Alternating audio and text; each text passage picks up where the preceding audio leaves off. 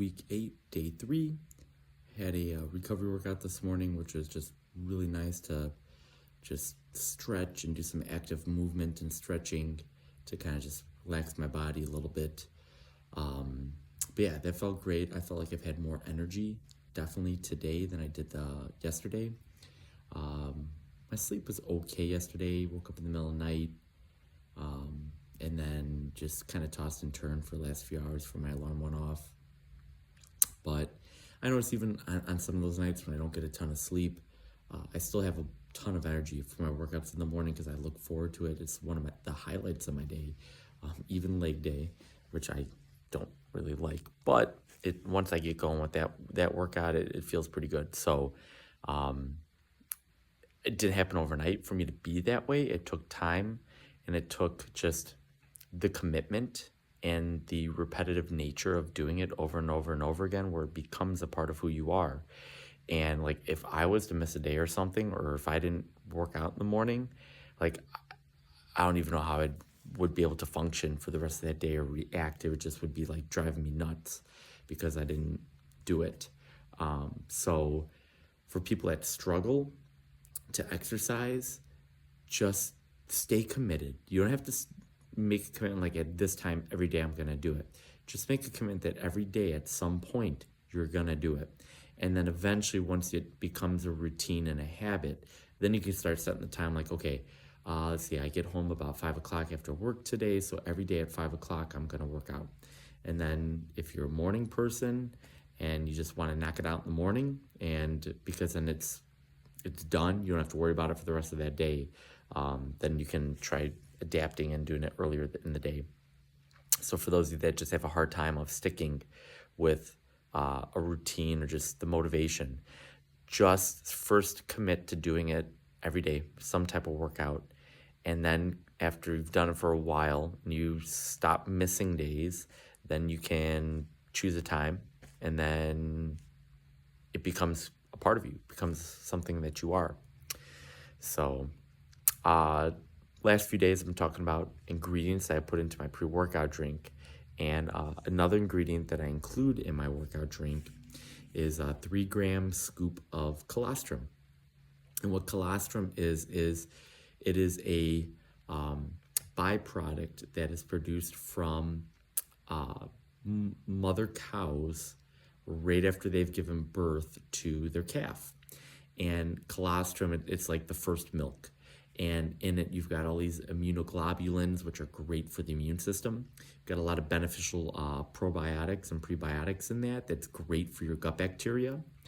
And it's just, it will make you feel better, and it just helps the gut out. And so I put a 3-gram scoop of that in there. It's got 2 grams of protein, which again doesn't sound like much, but I'm not really consuming it for the protein. I'm consuming it for the immunoglobulin support, the gut health, just helping to keep the gut healthy and heal the gut. And just overall makes me feel good. Like, there's hundreds of bioactive compounds in colostrum, and you can even just Google it and you could find all kinds of other beneficial stuff in it too. So I put just 1 3-gram scoop in that. Company I get it from, just like my protein powder, comes from a company called Equip Foods. And they have 2 flavors of their colostrum. They've got just an unflavored, a plain, and then they've got a watermelon flavor. So that's the brand I use. There's another brand called Amra or Armra. It's ARMRA. It's a palindrome, so it's spelled the same forwards and backwards. But that's another company I've heard some good things about. I haven't tried their colostrum, but that's another one. So I just put 1 scoop a day in that. It's also supposed to be good for like just digestive discomfort too. So a lot of it has to do with the digestive system and the digestibility. So now looking back at the last few days, the compounds that I put into my pre-workout drink, the base of it is a protein powder. And I use the Equip Foods chocolate prime protein. It's got about 21 grams of protein in each scoop, so I just put 1 scoop in that. Then I put a 5-gram scoop of creatine monohydrate into that. And then I do the 3-gram scoop of the colostrum. And then I'll add 10 grams of the essential amino acids. And then after that, I'll do 2 grams of carnitine. I'll do 1 2-gram scoop of taurine, 2 3-gram scoops of beta-alanine, 2 3-gram scoops of citrulline malate, which is 2-to-1 citrulline malate.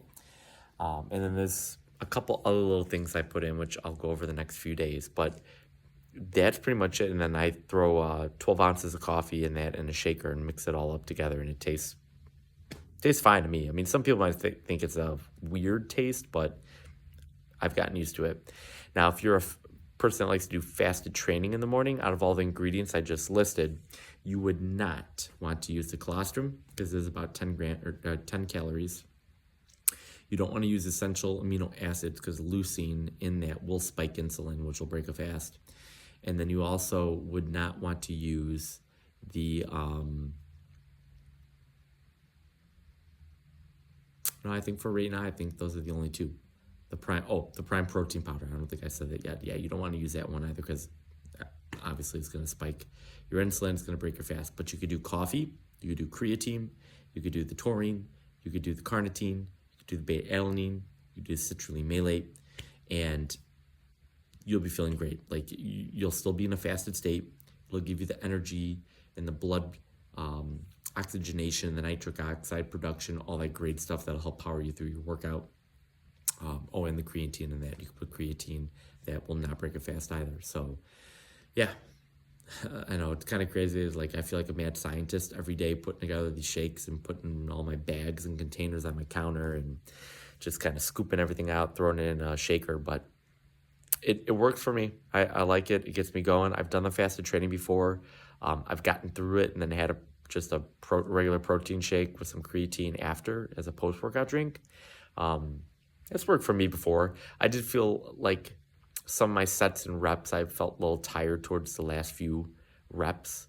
But strength-wise, I felt okay.